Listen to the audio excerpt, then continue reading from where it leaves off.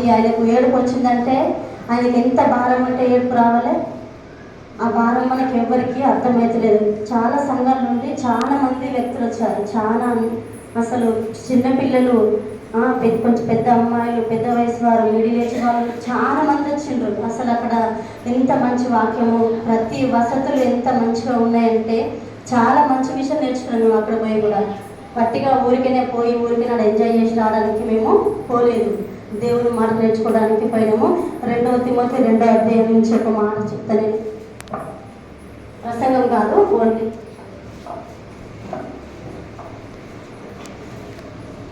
2 Timothy 2వ అధ్యాయము 3వ వచనం.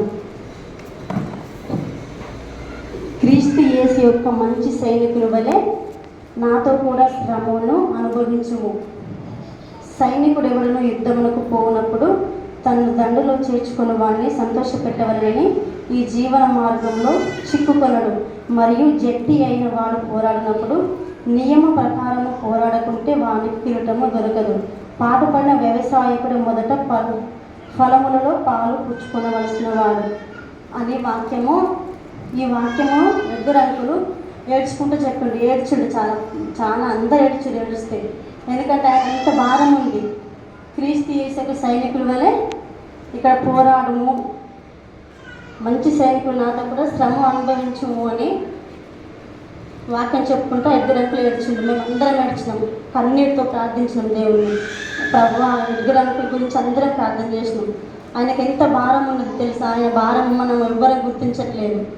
దయచేసి మనకు వచ్చిన ప్రోత్సాహం మనం అందరం వినియోగించుకుందాం. నేను చాలామంది ఫోన్ చేసిన పేరు చెప్పగానే ఎవరు రాలేదు, చాలా బాధ అనిపించింది. సరే ఆడికైనా రేనా తబిత ఒప్పుకుంది, రిబ్కా కూడా వస్తా అన్నది.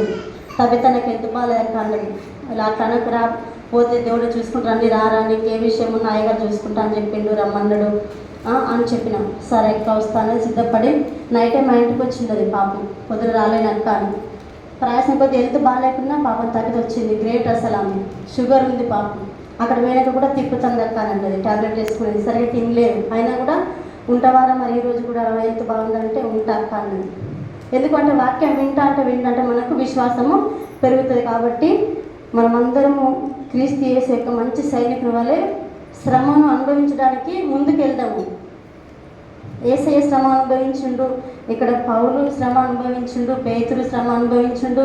మన సుఖమే చూసుకుంటున్నాం కానీ దేవుని పని గురించి ఒక్క క్షణం కూడా ఆలోచించట్లేదు మనం ఎవ్వరం కూడా. కానీ ఇక్కడ నుంచి ఆలోచించాలి. ఎదురంకులు చాలా ప్రయాసపడుతుండ్రు. కొన్ని లక్షల ఖర్చు అవుతుంది అక్కడ. వట్టిగా లేదు అక్కడ, పరిచర్య మామూలుగా లేదు. ఒకసారి మీరు వస్తే చూస్తే మీరు వదిలిపెట్టరుగా. నేను నాకంటే నా జీవితం, నా కుటుంబం, నా పిల్లలు, నా చదువు, నాది, నా ఉద్యోగం ముఖ్యమని మనం అస్సలే అనుకోము. నా దేవుని పని ముందు చేయాలి నేననే మనకు ఆలోచన, ఆసక్తి వస్తుంది. మాటలేని పాటల పుస్తకం నుంచి చాలామంది చాలా నేర్చుకున్నారు. చదువు రాని వాళ్ళు కూడా బైబిల్ చదివి ఇప్పుడు స్త్రీల పరిచయలో వాడబడుతున్నారంట. చాలామంది సాక్ష్యం చెప్పింటారు. వాళ్ళకి ఇద్దరు అంకులు సారీస్ అనేది పంచండి అందరికీ. ఒక 10-15 మంది చదువు నేర్చుకొని స్త్రీల మధ్యలో వాడబడుతున్నారంట. నాకు అనిపించింది మా సంఘంలో కూడా అయ్యగారు చాలా మందిని ప్రోత్సహించిండు, మా సంఘంలో ఎవరు లేరని నేను బాధపడ్డాను. చాలామంది ఎగ్గరంకులు ఎంత సంతోషించిండంటే చాలా సంతోషించిండు. కానీ దేవుడు ఎంత సంతోషించాలి, ఇంకా ఎగ్గరంకులు ఎంత సంతోషిస్తే దేవుడు ఎంత సంతోషించాలి. దయచేసి మనం అందరము ఈ విషయం దేవుని పరిచర్య గురించి మనం కొంచెం ఆలోచించి ముందుకేద్దాం. మన కుటుంబ సమస్యలు మనకి ఎప్పుడు ఉంటాయి, మన బాధలు మనకి ఎప్పుడు ఉంటాయి. దేవుని పని కూడా మనం కొంచెము ఆలోచించి అందరం కలిసి ఒక మంచి సైనికుల వల్ల మనము ఆయన కొరకు మనము ప్రయాసపడదాము. మన శ్రమను అనుభవించడం మనకు మేలే కాదు. శ్రమను అనుభవించినప్పుడే మనము దేవుని బిడ్డలము. మనం సుఖమే కోరుకుంటున్నాము. శ్రమ నాకు వద్దు ప్రభువ, నీ పని నాకు వద్దు ప్రభువ అని మనం అంటున్నాం. కానీ దేవుని పని మనం అందరం ఐక్యత కలిగి ముందుకెళ్ళాలి. 2 బుక్లు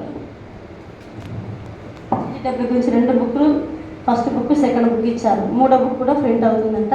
అది కూడా త్వరలో ఇస్తాను. మొదటి బుక్ క్రీస్తును తెలుసుకొనుట, క్రీస్తు పట్ల భక్తిలో ఎదుగుటకు 5 పవిత్రమైన అలవాట్లు. ఈ అలవాట్లు ఉన్నవారు మాత్రమే వీటిని బోధించడానికి అర్హులు అని కూడా చెప్పింది. అక్కడ గట్టి తీర్మానము చేత అందరి చేత ప్రార్థన చేయించండి అంకులు.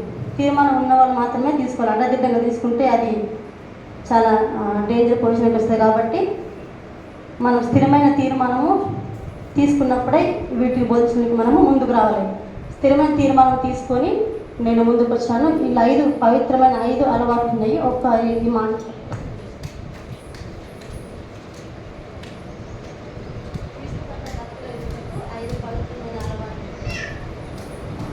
మొదటి పవిత్రమైన అలవాటు ప్రార్థన, రెండవ పవిత్రమైన అలవాటు వాక్యం చదువుట, కంఠస్థం చేయుట, మూడవ పవిత్రమైన అలవాటు ఇతరులకు పరిచర్య చేయుట, నాలుగవ పవిత్రమైన అలవాటు విశ్రాంతి దినమును ఆచరించుట, ఐదవ పవిత్రమైన అలవాటు సువార్తీకరణ.